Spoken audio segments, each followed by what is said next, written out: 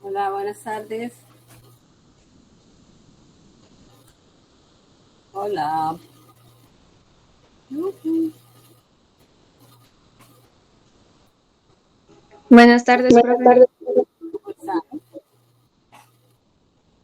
Bueno, vamos a acabar de hablar de hongos endémicos dimórficos, ¿cierto? Que era lo que estaba viendo.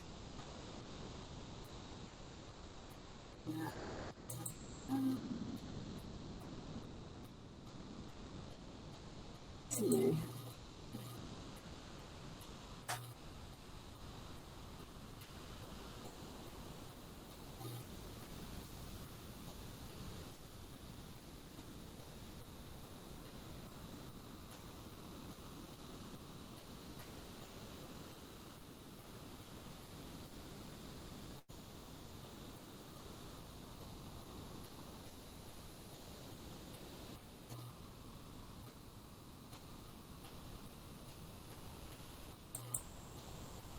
Bueno, ¿ya están viendo la presentación? Sí, profe. Nosotros quedamos en... ¿Alcanzamos a ver todo el histoplasma? No me acuerdo, Creo que no, profe. ¿no? No, profe. Bueno, habíamos dicho que pues del histoplasma, la histoplasmosis es la micosis producida por el género histoplasma, dentro de los cuales está el histoplasma capsulatum, variedad capsulatum, que es el que con mayor frecuencia afecta a los seres humanos. Hay otra variedad que es variedad uosi, que es, digamos, una infección que se presenta en personas que habitan en el África. Se ha hecho pues de alta incidencia de acuerdo a patologías como el VIH-Sida. Como todos los demás, pues es un hongo endémico y dimórfico que produce enfermedades desde una primoinfección hasta enfermedades graves, y sobre todo en pacientes inmunocomprometidos, como son los pacientes que tienen VIH y VIH sin tratamiento, de manera que alcanza la forma parasitaria, que es una pequeña levadura intracelular como la que ven ustedes ahí en la imagen, que logra alcanzar como fin último de su tropismo el sistema retículo endotelial y producir patologías que pueden llevar a la muerte al paciente. En algunos casos es como el marcador de la infección por el histoplasma, perdón, por el VIH. Entonces, la consulta primera es por las manifestaciones clínicas propias de la infección de histoplasmosis y terminan encontrando que tiene una patología de base que facilita la infección. Digamos que es una micosis endémica, se observa más frecuentemente en Norteamérica y en algunas partes de Centroamérica, de todo el resto del sur de América, África y Asia, de tal manera que podríamos hablar de una micosis de tipo cosmopolita. Hay otra, pues en Europa fácilmente y con mucha frecuencia son diagnosticados los pacientes, sobre todo los pacientes migrantes de las zonas endémicas donde no hay un control de salud pública, una prevención de la posibilidad de la coinfección con el hongo. Como lugares endémicos, pues son los sitios donde hay dendritos de aves o de murciélagos, es decir, las heces de las aves y de los murciélagos tienen el pH y los sustratos que necesita el hongo. Entonces, esas serían como son, digamos, las áreas endémicas. Y una vez ahí, pues se multiplican, son elevados por el viento y demás, de manera que la forma más fácil de contaminarse con el hongo es por la vía aérea. Hay personas que tienen por su trabajo, por su forma de vida, mayor riesgo de contraer infecciones como la histoplasmosis. Están las personas que trabajan como antropólogos los que ayudan a limpiar gallineros, a ver, pues donde hay aves de ese tipo, las personas que trabajan demoliendo o interviniendo edificaciones que tienen mucho tiempo de estar abandonadas y solas, y los que trabajan en la poda de árboles, porque ahí también puede haber el hongo, de manera tal que esos serían factores de riesgo que se pueden prevenir y evitar con elementos de protección personal de acuerdo a los desempeños laborales. Pero, por ejemplo, hay gente que ocupa viviendas abandonadas con las condiciones de la presencia del hongo porque no tiene dónde vivir, entonces viven ahí, pues es un grandísimo factor de riesgo. Digamos que lo que sucede, las infecciones que se presentan en zonas que no son comúnmente las zonas endémicas, generalmente se consideran que son son enfermedad o infección contraídas e importadas a sitios diferentes a la zona endémica.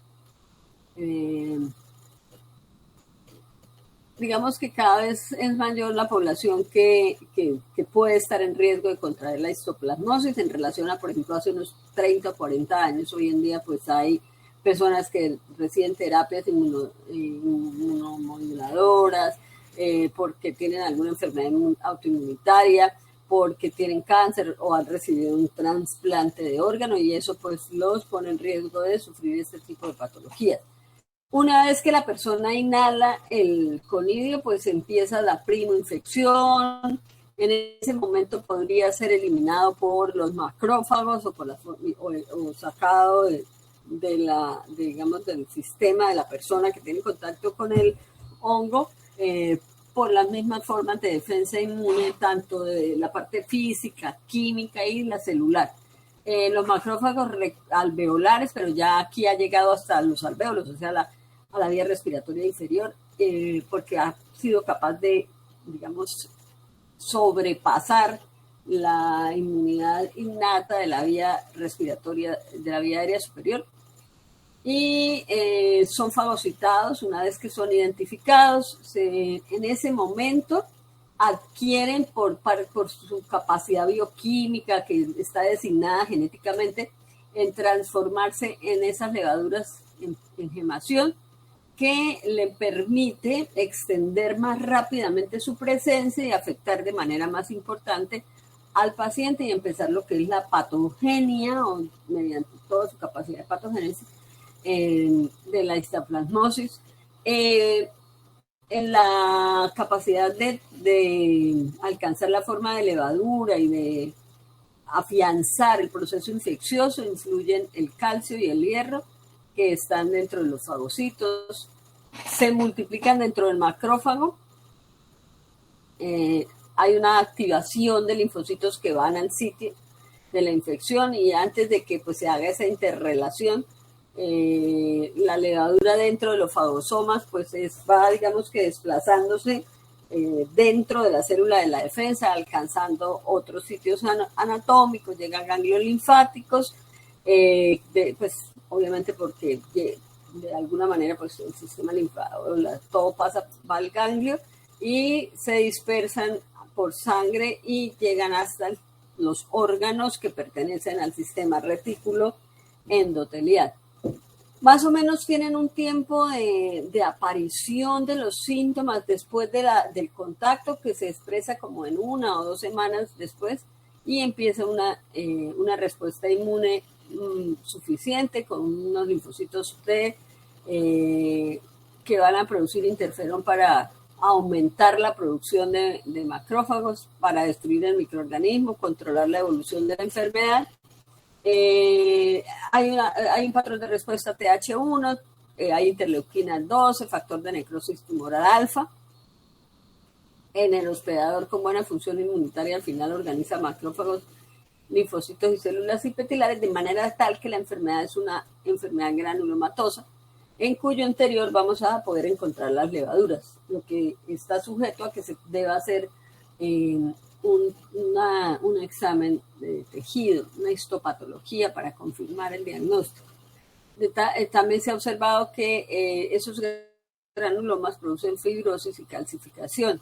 De las personas que vienen de zonas endémicas, a veces se encuentran algunos ganglios mediastínicos calcificados y algunas calcificaciones hepatoesplénicas porque pues han tenido una infección que se puede llamar subclínica, pero digamos que no es tan evidente el proceso infeccioso y la enfermedad o la primoinfección, pero deja rastros o evidencias del daño sobre los tejidos.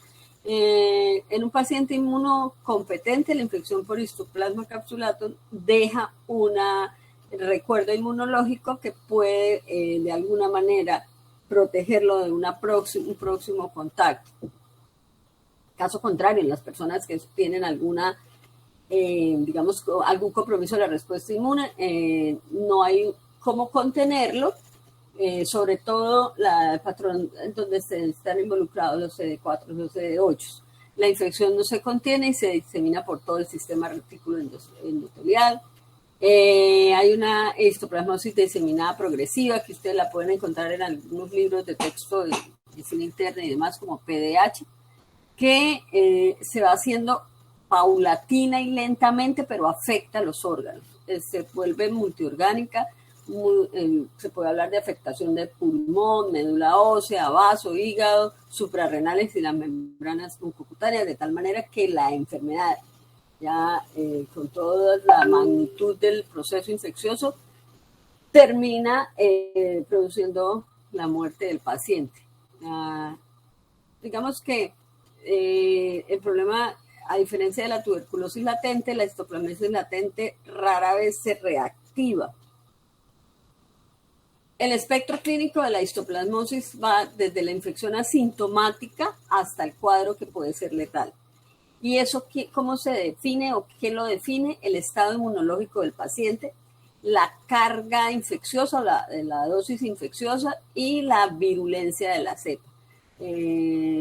Depende de todo eso, de la intensidad de la exposición, el estado inmunitario de la persona y la estructura básica del pulmón del hospedador, o sea, tanto la respuesta inmune como la idoneidad de salud en referencia al pulmón. O sea, una cosa es encontrarse con el hongo y otra cosa que se presente digamos, la parte grave de la enfermedad.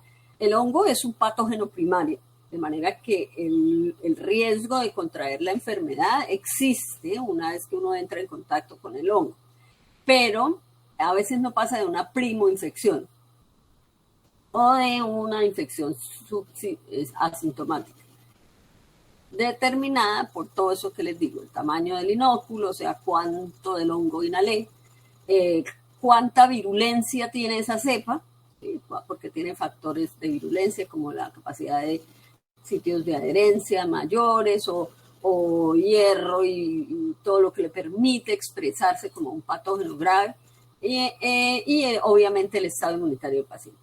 ¿Sí? Si la persona tiene un sistema inmune robusto, competente, un pulmón que está en perfectas condiciones, pues no va más allá de probablemente unas manifestaciones parecidas a un estado gripal.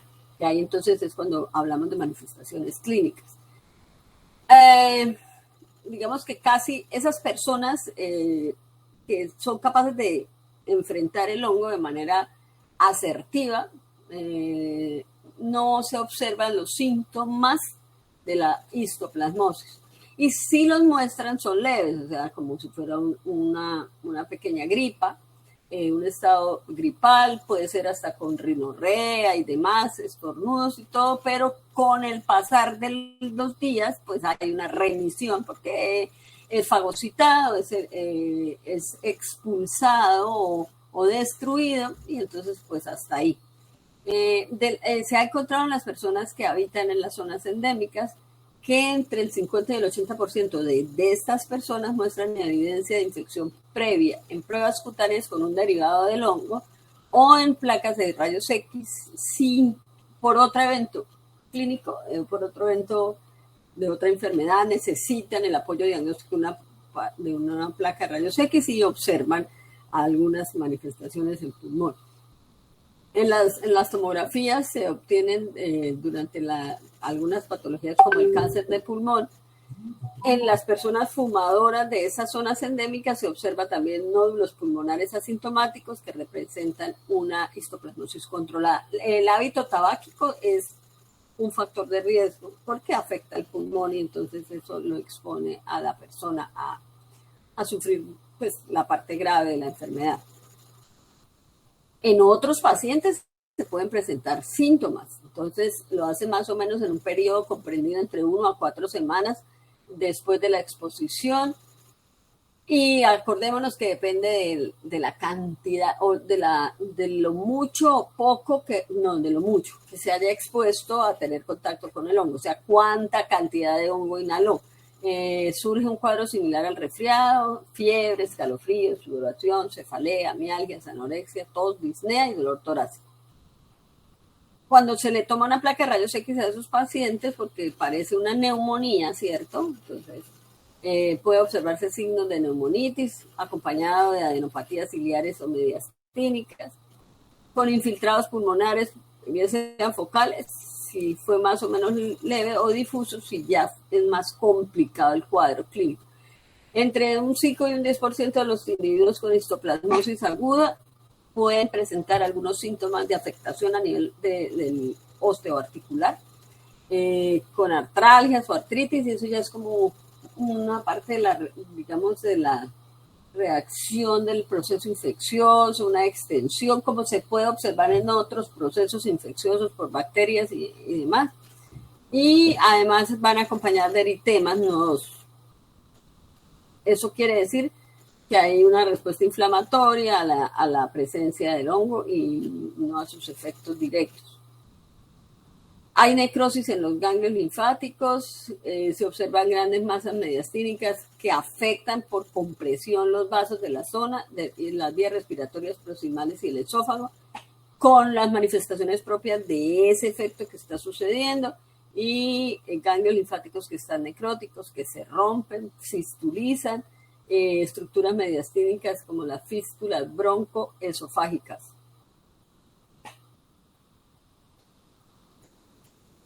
La infección suele observarse en personas inmunodeprimidas, que compone el 70% de los casos de las personas con las manifestaciones complicadas. Como factor de riesgo está un recuento de linfocitos TSD4+, menor a 200 células por microlitro.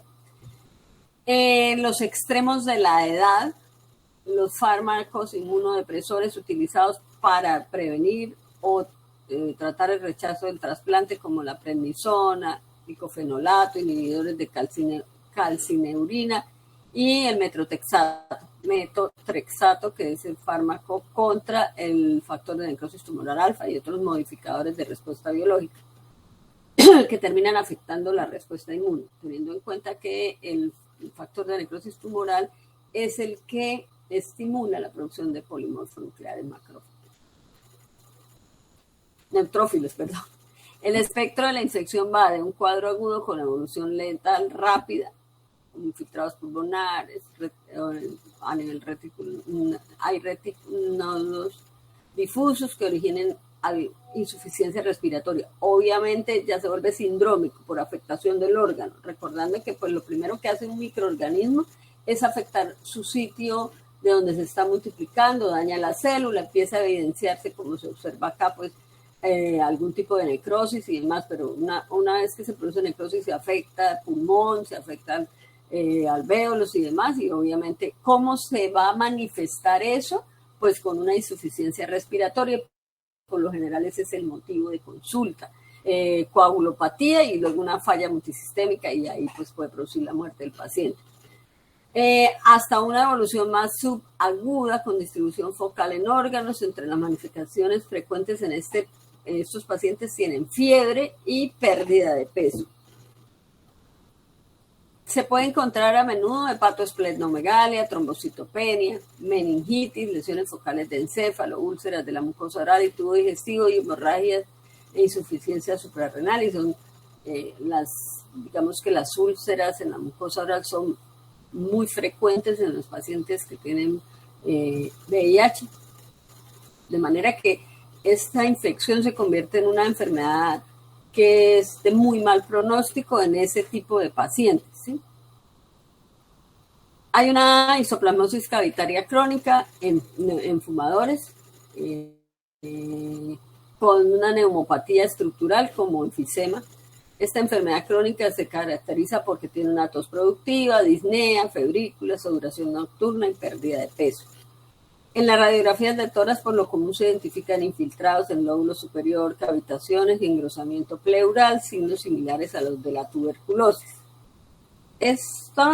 Ya todo esto que estamos hablando aquí es como el progreso del proceso infeccioso, la complicación que generalmente no tiene regreso o retorno porque el paciente tiene pues estos son comorbilidades, complicaciones por la coinfección que fue permitida por una patología de base, como por ejemplo el caso del VIH-Sida, pues, estamos hablando de personas con 200 células.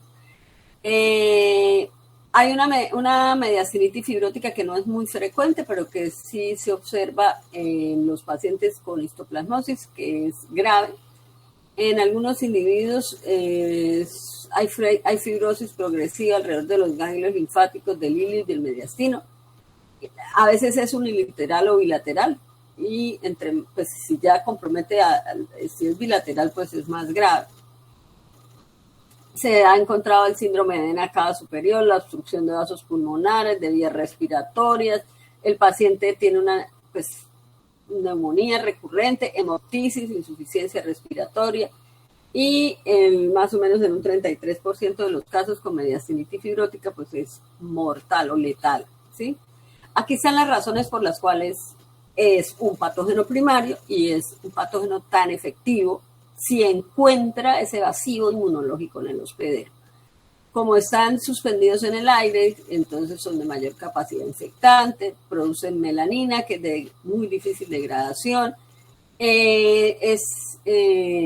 Como es una levadura intracelular, pues tiene mayor capacidad de invasividad, evade la respuesta inmune, tiene una variabilidad genética, porque ya vimos que tiene ahí variabilidad genética. Tiene un paquete enzimático importante, produce proteasas, peptidasas, ureasas. Son anemófilos, o sea, son aeronavegantes de fácil dispersión, son termotolerantes, soporta desecación y tiene una pared celular con alfa-glucanos que le da una estructura rígida que le hace tolerar, digamos, el impacto de toda la actividad inmunológica. De manera que tiene, pues, todo un gran componente para ser un patógeno muy efectivo. ¿Cómo se hace el diagnóstico de estas personas? Por lo general la persona, tiene una lesión cutánea primaria que puede ser por algún tipo de inserción a nivel de algún accidente traumático con el material del hongo, y sale un pequeño chancro en el sitio de la lesión que generalmente resuelve solo, no se extiende en personas inmunocompetentes. Y ya vimos que la lesión grave, que empieza a nivel respiratorio, que se va extendiendo a pulmón y demás, en una persona inmunocomprometida, pues puede producir extensión a lesiones cutáneas secundarias, ¿sí? Con unas lesiones que no son patognomónicas, que se pueden presentar en el tronco, en las piernas, en los miembros inferiores y superiores. ¿Cómo se hace el apoyo paraclínico para confirmar el diagnóstico? Primero hay que determinar si la persona que consulta por esas manifestaciones respiratorias o por extensiones secundarias en piel es de verdad un paciente con histoplasma. ¿Cuáles son los factores de riesgo? Pues puede ser un paciente que sea un paciente con trasplantes, con leucemias, con todos estos factores de riesgo, un paciente fumador, con cáncer a nivel de pulmón, o un paciente que no sabe que tiene VIH, o otro que sí, que ya está diagnosticado, pero de golpe no se está haciendo juiciosamente el tratamiento. Un examen directo en KOH no sirve porque la levadura es pequeña e intracelular. Las muestras a elección dependen de donde se esté sospechando el proceso infeccioso: esputo, líquido cefalorraquídeo, aspirado de médula ósea. Generalmente para hacer biopsia, tales como la técnica de Grocott, Paz, Gomori. Y para observar las levaduras intracelulares, la velocidad de sedimentación globular está elevada porque es un marcador de inflamación, la pancitopenia porque hay afectación de médula ósea, aumento de ferritina sérica, aumento de fosfatasa alcalina, intradermoreacción positiva a un derivado del hongo, bien sea en su forma micelial o en su forma de levadura. Se puede encontrar el antígeno del hongo circulante y obviamente la PCR para confirmar. El tratamiento puede ser sulfasazoles o anfotericina B, dependiendo del estado del paciente. Obviamente hay que corregir la patología de base que permite la coinfección. Dentro de las micosis endémicas está también el blastomisis. Señor, ¿aló? Profe, Señor. una pregunta. Pues nosotros estamos viendo lesiones, micosis subcutáneas, pero algunas llegan a alteraciones pulmonares. Entonces mi pregunta es, para que haya una pulmonar, ¿debe haber fijo una subcutánea, o para que haya una subcutánea debe haber una pulmonar, o son independientes? Estas no son subcutáneas, estas son por hongos endémicos dimórficos. Bueno, entonces era con relación a las anteriores, a la esporotricosis, a los micetomas. No, bueno, no, a ver, la única que se tiene una presentación clínica pulmonar es la esporotricosis, ¿sí? Las otras son a nivel de miembros inferiores, miembros superiores. Puede afectar pulmón el micetoma cuando, por ejemplo, el sitio de la inoculación con el hongo es en el tronco o en la espalda, y acuérdense que el hongo se puede extender porque es el que produce las micosis subcutáneas de mayor capacidad de profundidad. Entonces, si la lesión es a nivel del tronco o de la espalda, pues el hongo avanza hasta donde se lo permita la anatomía y puede afectar el pulmón en esa migración del hongo a través de los órganos, ¿cierto? En el caso de la esporotricosis, por inhalación puede producir una afectación de pulmón primaria, que es muy grave o aguda, y una afectación pulmonar de tipo crónico, ¿cierto?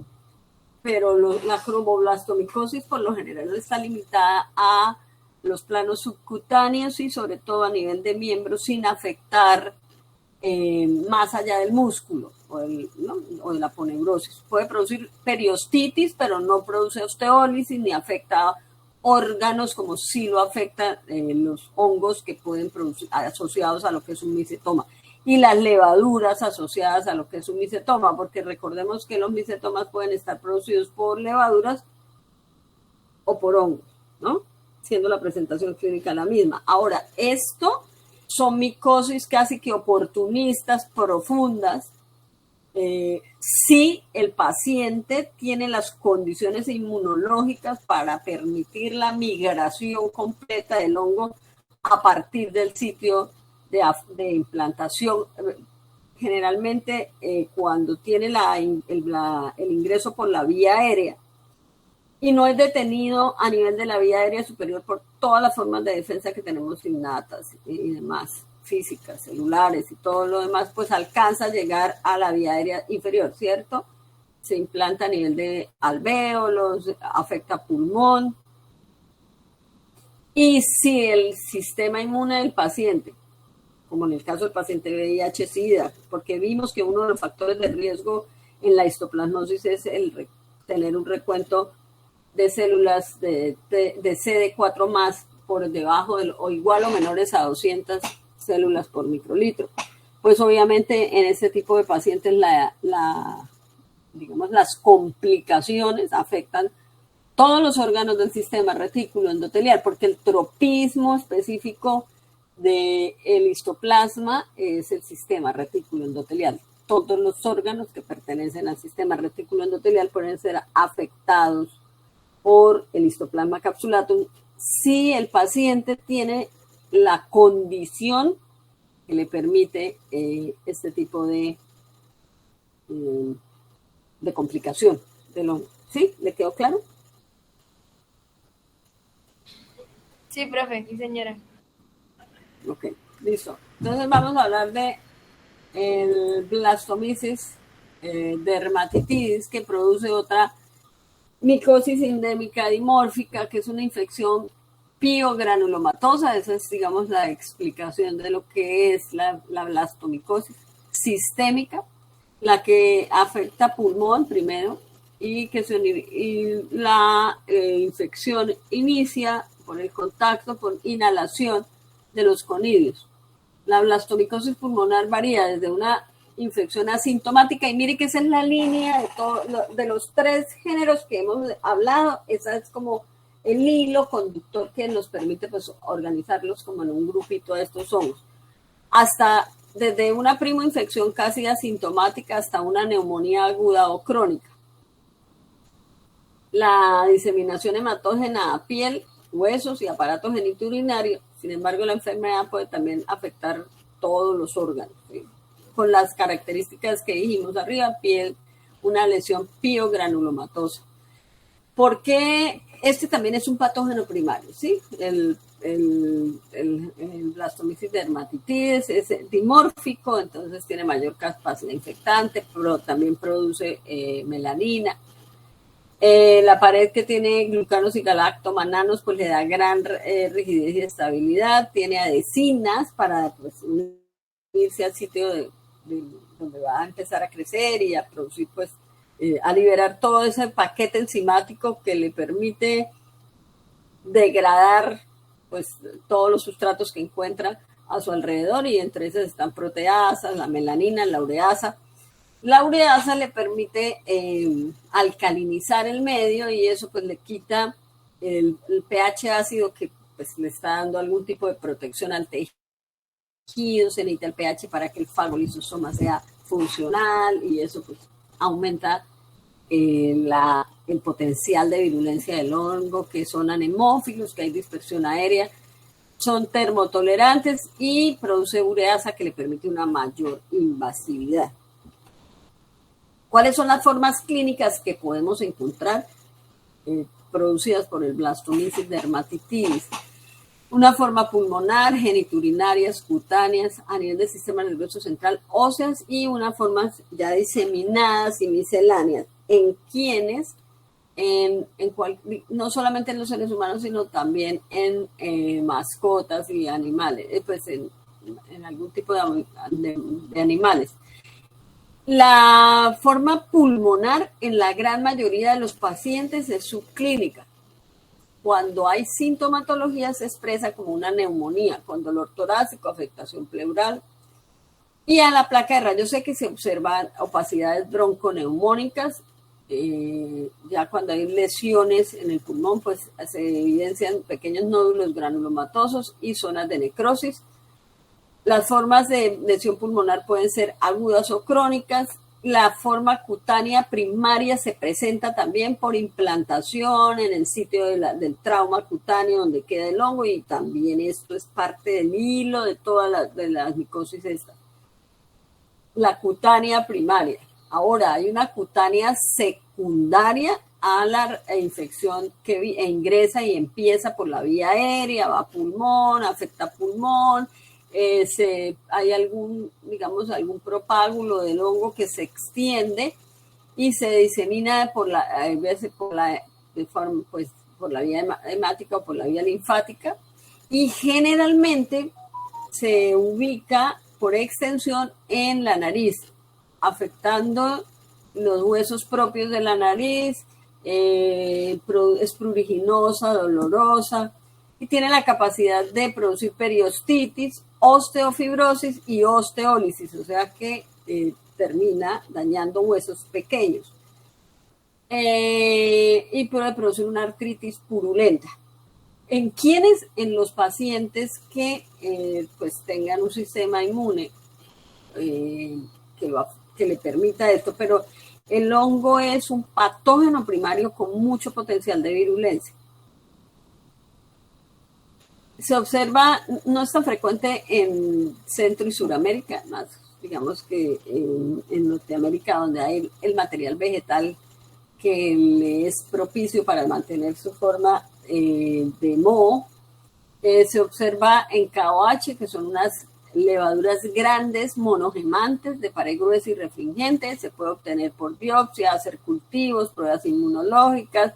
Se puede determinar pues haciendo el estado de afectación a nivel de pulmón por una radiografía y una tomografía. se puede hacer DNA quimioluminiscente del microorganismo y obviamente una PCR. En el sentido de las identificaciones de las blastomicosis pulmonares y cutáneas, pues digamos que las lesiones que son nodulares, verrugosas y pustulosas, se puede hacer un examen directo buscando las levaduras monogemantes o una muestra de tejido para hacer una biopsia, para analizar el proceso granulomatoso.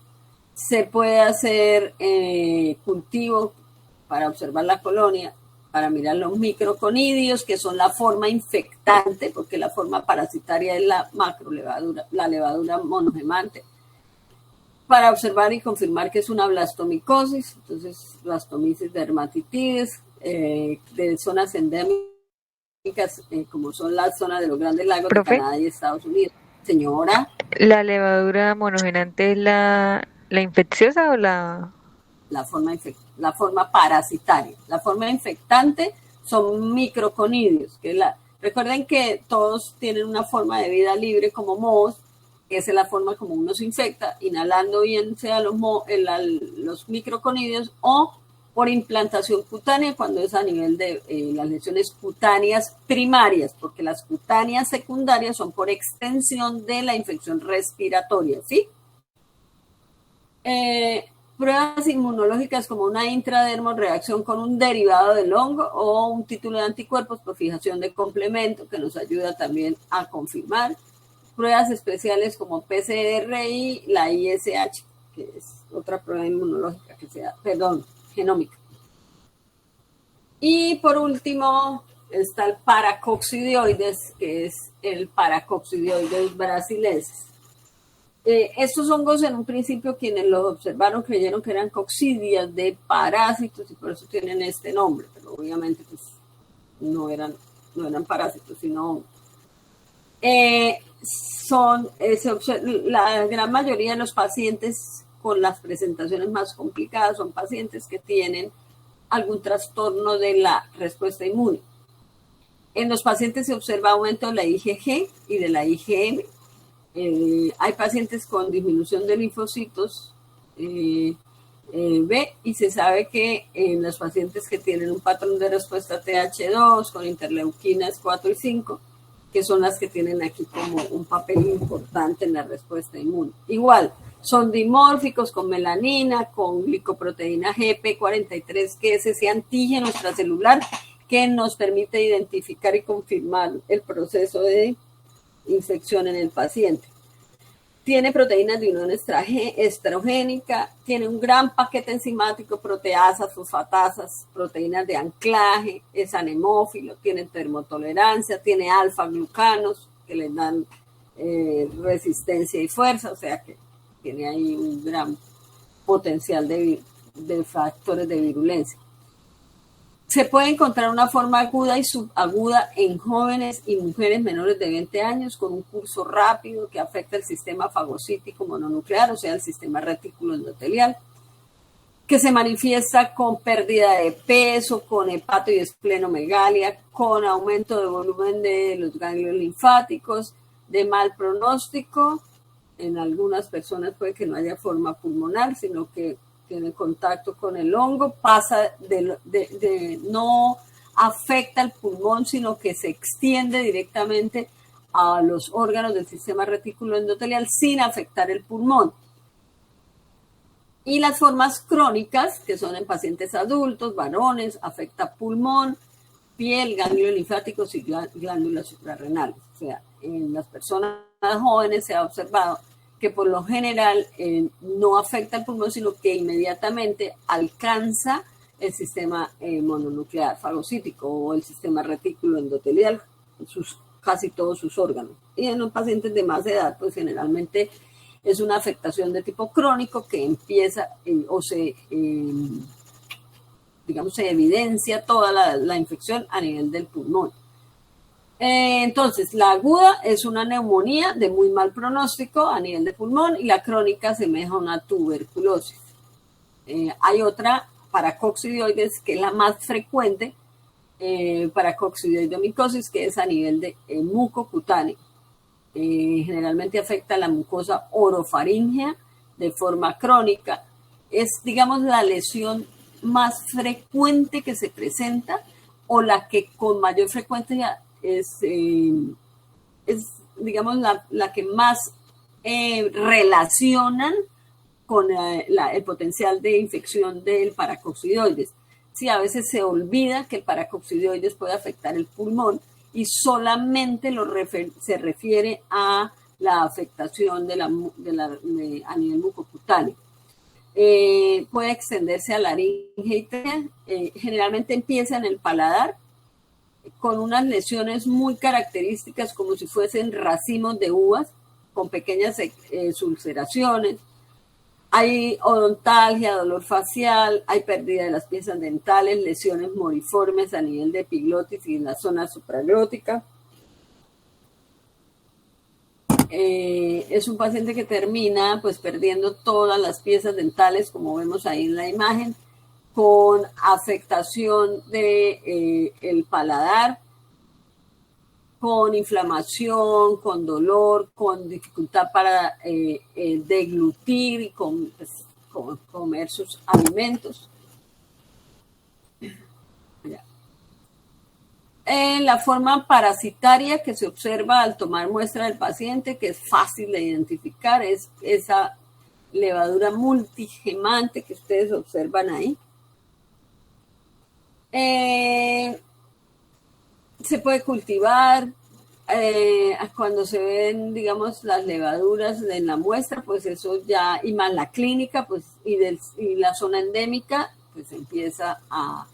Generalmente las zonas endémicas son zonas húmedas, con alta precipitación, con bastante material vegetal, y digamos que las personas que están en factores de riesgo son las personas que viven en las regiones de este tipo, personas que trabajan en el campo, que pueden fácilmente pues, estar expuestos al contacto con el hongo.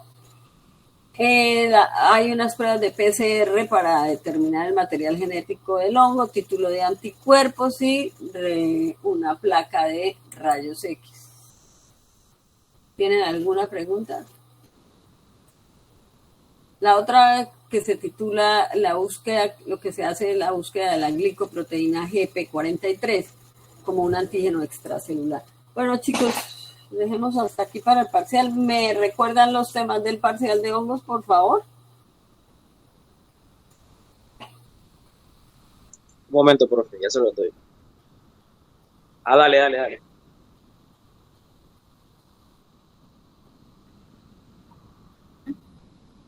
O sea, las aspergilosis, micosis subcutáneas y endémicos dimórficos, ¿sí?